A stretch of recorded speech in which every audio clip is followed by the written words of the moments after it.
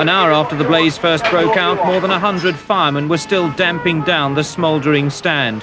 Wood and metal remained red hot, preventing a full-scale search of the wreckage.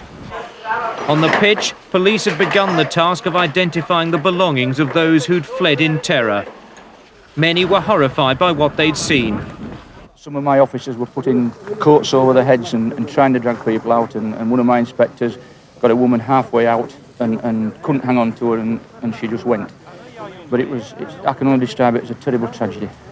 Some of my officers have been in tears this afternoon, and that shows the extent of the tragedy when a policeman cries over something like this. In the streets outside, players and fans stood dazed, unable to take in what had happened.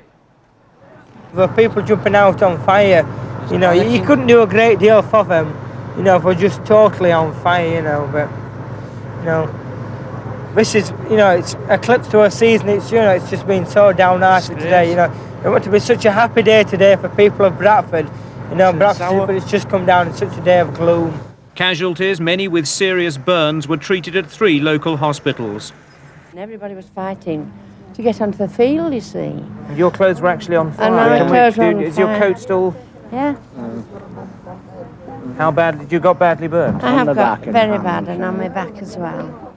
Back at the ground, anxious relatives waited for news of those still unaccounted for, as firemen began the grim task of combing through what remained of the stand. Many of the bodies recovered were close to the turnstiles at the rear of the stand, where a crowd had formed as the fans struggled to get out. Most were so badly burnt that identification was almost impossible. The recovery operation is expected to last well into this evening.